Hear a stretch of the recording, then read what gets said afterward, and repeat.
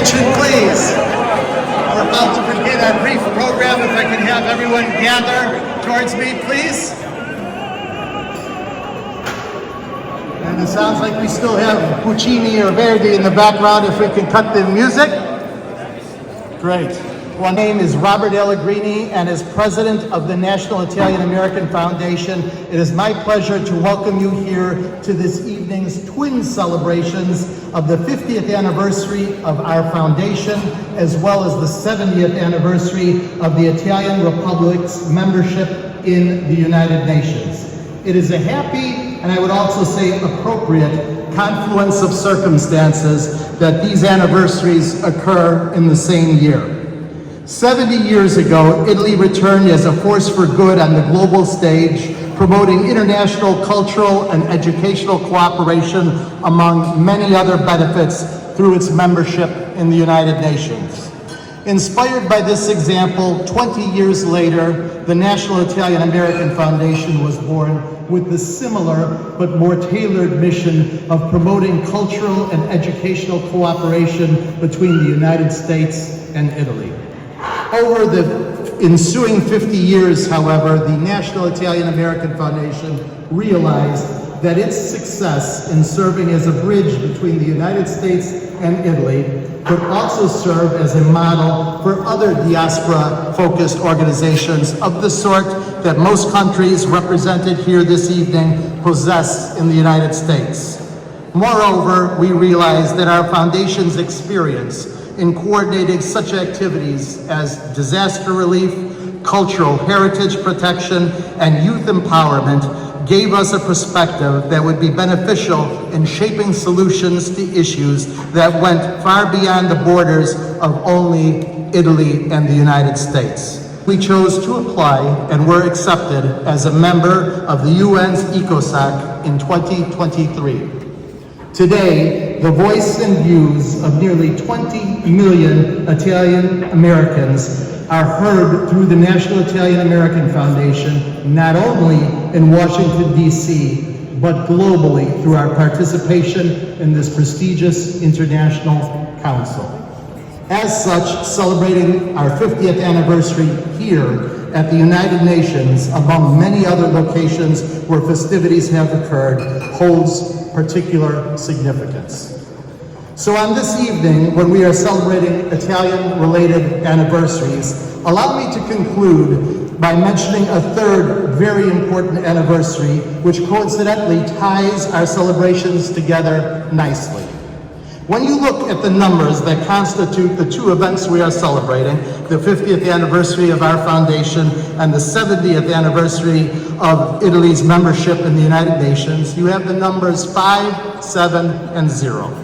And remarkably, this year just happens to be the 570th anniversary of what is generally regarded as the first permanent embassy in recorded history, that of the Italian city-state of Milan to the court of France in 1455. It bears remembering that the whole modern system of embassies and consulates has its roots in medieval Italian city-states.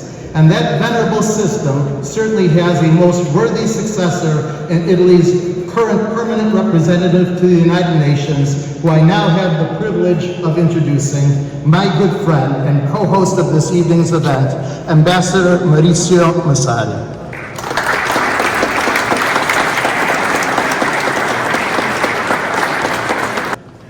Thank you very much, President Allegrini, Honorable Claudio Barbaro, Secretary of State of the Ministry of Environment and Energy Security, Chairman of the NIAF, John Calvelli, President of the ECOSOC, Your Excellency Bob Rae, dear friends of the National Italian-American Foundation, colleagues and friends. It's my pleasure to take the floor for this significant event. It marks at once the 70th anniversary of Italy's membership in the United Nations, as I said, as well as the 50th anniversary of the founding of the National Italian-American Foundation, NIAF. There is a connection that links these two anniversaries. As Italians, we are proud of our commitment within the UN over the last 70 years.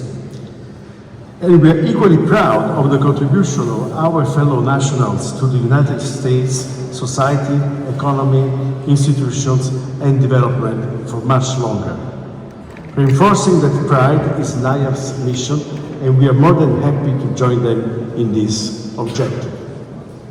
In these 70 years, Italy has played an important role in the life of the United Nations, renewing its position as a constructive member of the international community, as a steady supporter of peace, development, and human rights. Examples of this are Italy's 7 mandates in the Security Council, the 11 mandates in the ECOSOC, its campaign for a moratorium on death penalty and for the rights of women and girls, including against the practice of female genital mutilation and of early or forced marriages. Moreover, we rank 7th among the contributors to the regular and peacekeeping budgets, and we are the top troop contributor among Western countries to peacekeeping operations. On this occasion, I would like to recall also our proactive engagement in the implementation of the 2030 agenda, whose progress is currently being discussed at the ongoing high-level political forum. Italy's distinctive focus on development is food security, where we are an established leader within the UN, also thanks to our hosting role of the organization's Food Hub, the FAO, WFP, and AFAD. Our commitment to accelerating food systems transformation for all during the upcoming United Nations Food Systems Summit +4 stocktaking, which will take place next week in Addis Ababa and will be jointly co-hosted by Ethiopia and Italy. Italy has always worked here at the UN, but in general our diplomacy in the world, to bridge differences among regions, communities and cultures. We have always believed in the power of diplomacy, dialogue and mutual understanding as essential tools for building a more just and equitable world. We are standing today side by side with our friends from NIAF, which gained consultative status with ECOSOC a few years ago. NIAF stands as a vibrant testament to Italy's enduring commitment to global progress, not only as an institution at an institutional level, but also to the daily contribution of Italians around the world, everywhere, and of course including the Italian officials here within the United Nations. And in conclusion, we all know that multilateralism is going through a rough patch, but our commitment, Italy's commitment, remains unwavering. We believe that cooperation, multilateral cooperation, is not a choice, but a necessity to address the numerous challenges that we are facing today. So count on us, count on Italy. Thank you.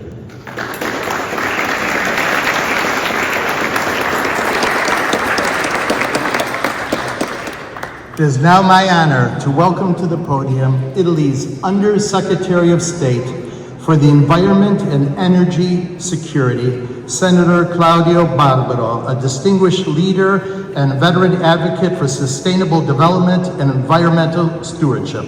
Under Secretary, you have the floor. Grazie.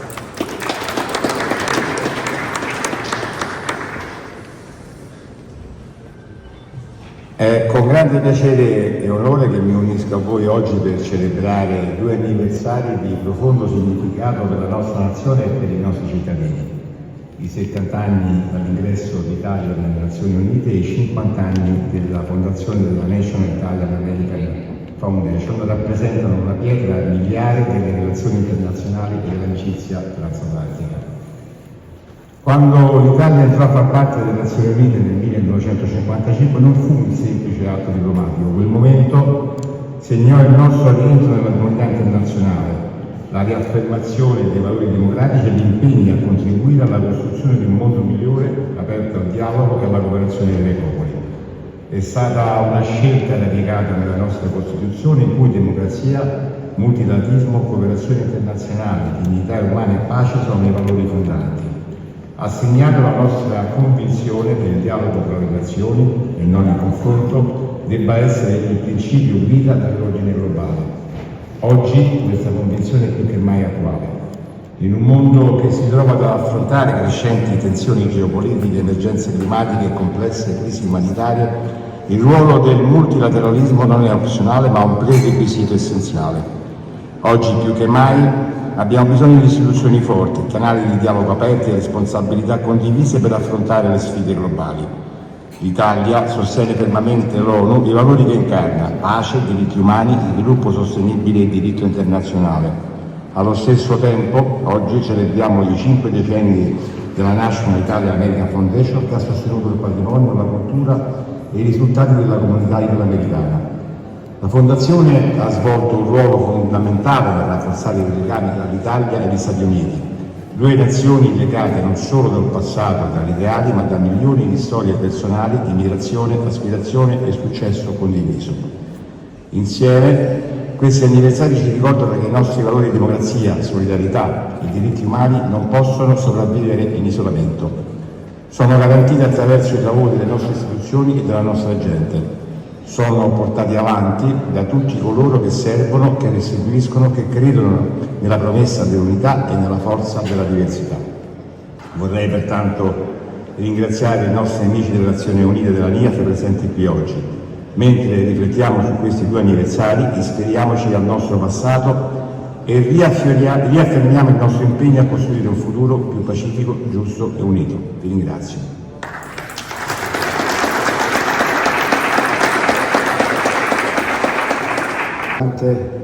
Ovviamente non è per voi, ma per tanti nostri concittadini, e uno di questi sono io, che in qualche modo sono legati a quella storia che riguarda milioni di italiani. Permettetemi di fare due battute su un fatto che mi riguarda personalmente, ma che credo possa essere importante per andare a sottolineare quello che nel corso degli anni è successo per milioni di cittadini italiani. The 50 years of your foundation are an important milestone for you as an organization, but for all of our fellow citizens. And I'm one of them, and I do have a personal connection with this history. And please allow me to share a couple of personal anecdotes that can be significant to highlight this relationship. Mio nonno si chiamava Salvatore Barbaro, è morto qui a Mio papà, la sua famiglia, lo ha saputo dalla sua morte un mese dopo attraverso un telegramma. Questo per significare quanto fosse difficile comunicare all'epoca e quante famiglie si siano trovate nelle stesse situazioni. È qualcosa che mi ha...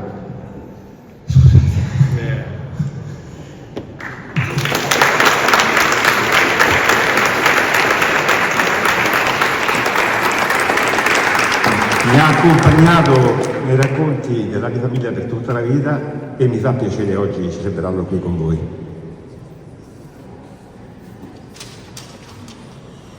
My father and the rest of the family only found out about that a month after it happened through a telegram, and this shows how hard it was to communicate back then.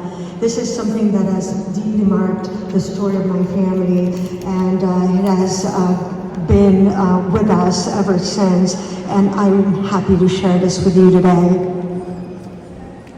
La seconda considerazione che volevo fare con voi riguarda invece un noto sportivo italiano che credo debba essere omaggiato in questa circostanza.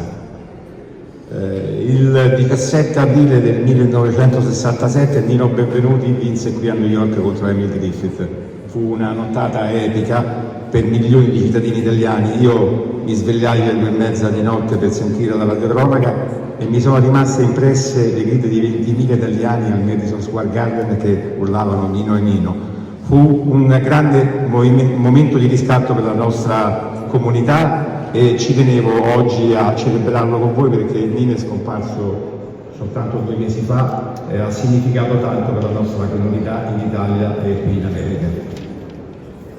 The second story that I wanted to share with you is about an athletic event that involves Italy, and I just wanted to pay tribute to somebody that is very worthy of it. On the 17th of April of 1967, Nino Benvenuti won here at Madison Square Garden against Griffin, and I remember staying up all night, and at 2:30 a.m. I was listening to the radio to the chronicle of that event, and everybody was impressed, and it was such a big moment for the Italian community. It was a moment of pride, a moment where we felt that we were given back what we deserved. And Nino died actually 2 months ago, and I felt this was a great opportunity to celebrate him as one of our fellow citizens. Our next speaker is really someone that is a privilege for us to have here this evening, because he is not only the president of the Economic and Social Council, he is also the permanent representative of Canada to the United Nations. His work has focused on AI, policy innovation for migration, and on the Sustainable Development Goals. And we thank him for his thoughtful leadership and clear commitment to advancing multilateral dialogue and cooperation within ECOSOC and beyond. Thank you, and welcome to Ambassador Bob Rae. Thank you, Ambassador.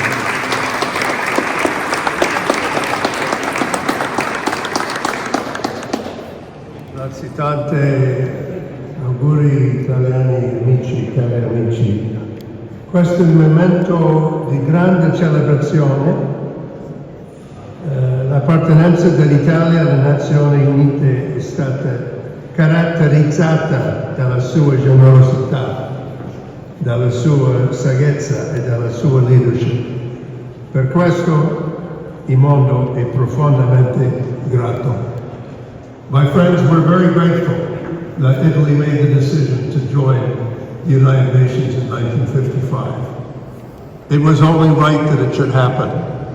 Having gone through what I referred to the other day in a speech as the dark valley of dictatorship and authoritarianism, to see Italy return to its rightful place in the sunshine of democracy and of liberty and of the rule of law was a great moment for the United Nations. It was a great moment for the Italian community around the world, which is also very present in my own country. And Maurizio, I have to say that at a personal level, you have done us proud to be such a great representative of your country, but also to be such a great spokesman in this hall and in these places on behalf of the principles that we all associate ourselves with.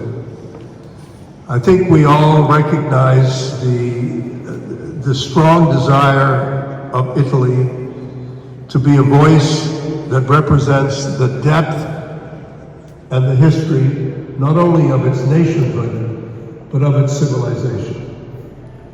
And that is something that you, Maurizio, bring to all of us with great eloquence, with great clarity. You're a diplomat who is loved and respected by all of your colleagues. And on behalf of all of us, and on behalf of the Economic and Social Council, I want to say how delighted we are to have your leadership and your presence. And to our friends in the Italian-American community, I can only say that in all of my political life prior to becoming here, for whatever good it did me, I had no stronger supporters than amongst the Italian-Canadian community. And I used to joke with people that, for a guy, I said, the only thing I have in common with my Italian-Canadian friends is that my name also ends in a vowel. Otherwise, there's not much in common. But what we all have is a great heart. And I can tell you the people that I represented over many, many years were people who helped build my city of Toronto, who helped build our country and make it such a wonderful place too. So be able to have so many friends in the United States, as well as in Canada and around the world, but particularly in the United Nations, it's a great honor. And it's wonderful for me to be able to be with you tonight. Thank you so much. Minister Consular Jonathan Schreier who is the acting representative of the United States of America to the Economic and Social Council of the United Nations. Many thanks for being here, Ambassador. This evening is a testament really to the friendship that endures now for 70 years between Italy and the United States. So Ambassador, please, the floor is yours. Grazie. Good evening, everyone. I'd like to begin by acknowledging Ambassador Massari and NIAF President Allegrini and NIAF Chairman Caldelli for their tremendous work in organizing tonight's event. I'd also like to thank Ambassador Rae for joining us and sharing his insights today. I extend my heartfelt congratulations to Italy on 70 years of United Nations membership and to the National Italian American Foundation on its 50th anniversary. These milestones are a testament to the enduring contributions of Italy and Italian Americans to the global community and to the United States.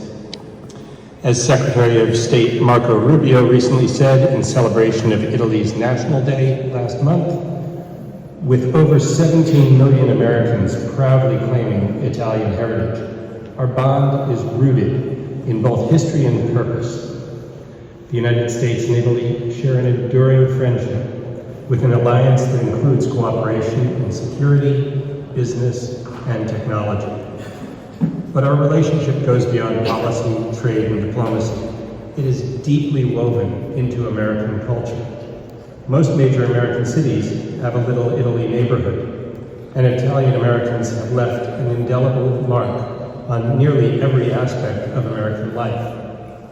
From baseball legends like Yogi Berra, who lived in my nearby hometown of Montclair, New Jersey, and was a great supporter of NIAF himself, to Supreme Court Justice Antonin Scalia and former Secretary of State Mike Pompeo, Italian Americans have shaped our nation's history.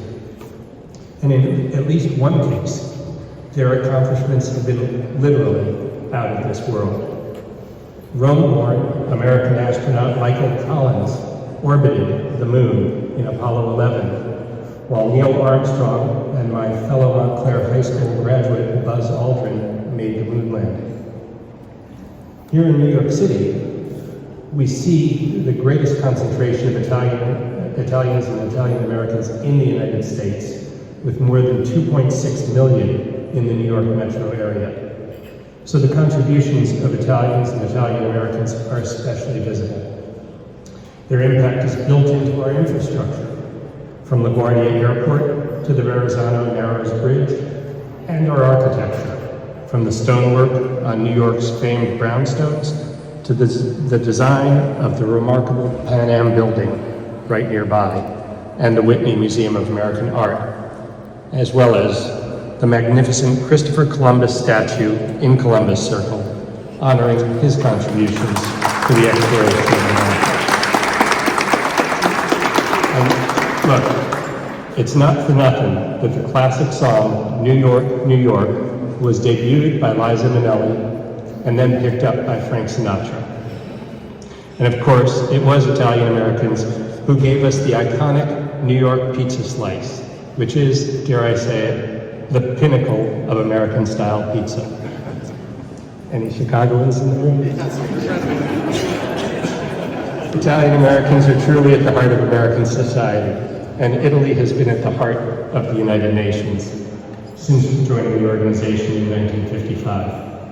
Over the past 7 decades, Italy has demonstrated leadership and commitment to global challenges, perhaps most notably food security and nutrition, with its hosting of the UN's World Food Program, Food and Agriculture Organization, and the International Fund for Agricultural Development in Rome, which underscores Italy's dedication to these critical issues. And more important, for me anyway, my own work on global food security gave me the connections I needed to hold my wedding ceremony on the Via Appia, the Appian Way in Rome, and then to honeymoon there on a red Vespa motor scooter in full Roman holiday mode.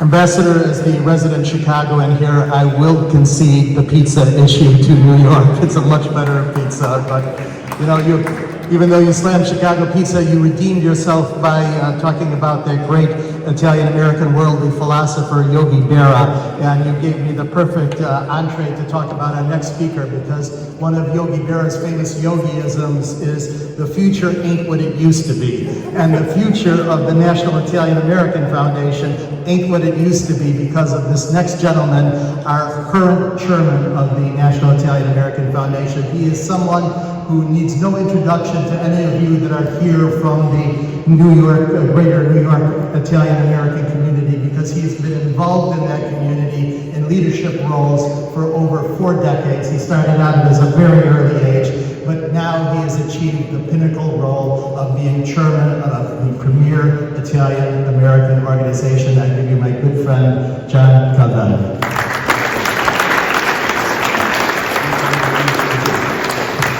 I thought he was going to go with another yogiism, which is when you get to a fork in the road, take it. So I'm, in that spirit, I stand between you and food. So there's a great congressman, Charles Rangel, who passed away recently, and he said, everything has been said, but not by me. So I'm going to not say everything that's been said before, but just a couple of reflections. I wanted to just, for a moment, speak about what the Senator and the Undersecretary of State referenced about his grandfather. How many people in this room have a similar story? Italian Americans in this room have a similar story about a parent or a grandparent or a great-grandparent. I too lost my great-grandfather here, and I do not know where he is buried to this day. And that is in my heart every day. And I shared your pain there for a moment. It was a blessing to hear those words from you. And what can I say about the ambassador from Canada? He has more vowels in his name than I do.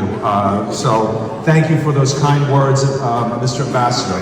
And to our American representative, Mr. Ambassador, I want to say it is a true honor to have someone that had the good sense of looking at Roman holiday as his experience. But all those things really reflect on who we are as a community, as Italians and Italian Americans.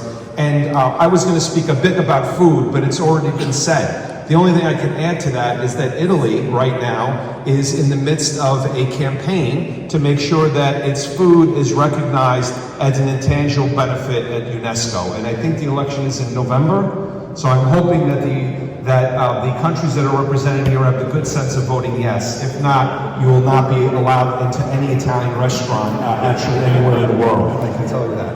But on a more serious note, what's most important about Italy, as well as we stand here in this incredible space, where my first actual opportunity, my first job actually was here at the United Nations when I went to Fordham University, I will tell you, is peacekeeping.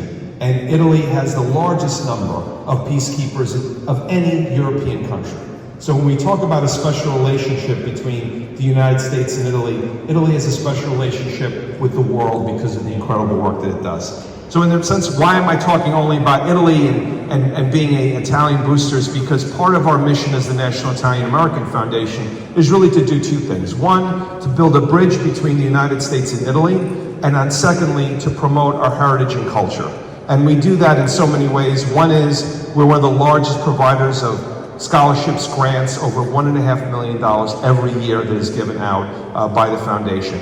But that's done not by me, but by an incredible group of people. Our president, of course, Robert Allegrini, but many of them are here today. Can I just ask the members of the board of NIAF who are here to please raise your hand? And I'd like you to give them a big hand, because we would not be here without them.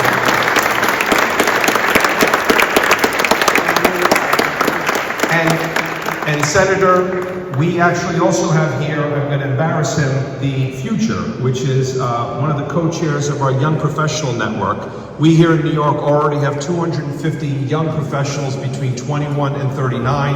Our goal is to double that number. Where's Don Carlo Battimelli? Don Carlo, we need for you to meet your representative in Italy so that we can start to build those linkages between the two. With that, finisco con una parola in italiano. Voglio dire, per me è un grande onore essere qui di nuovo alle Nazioni Unite, e diciamo è una piattaforma della pace, e noi siamo una piattaforma per promuovere la cultura italiana, ma anche la pace, e l'Italia è veramente rappresentante di questa pace che vogliamo nel mondo. Grazie.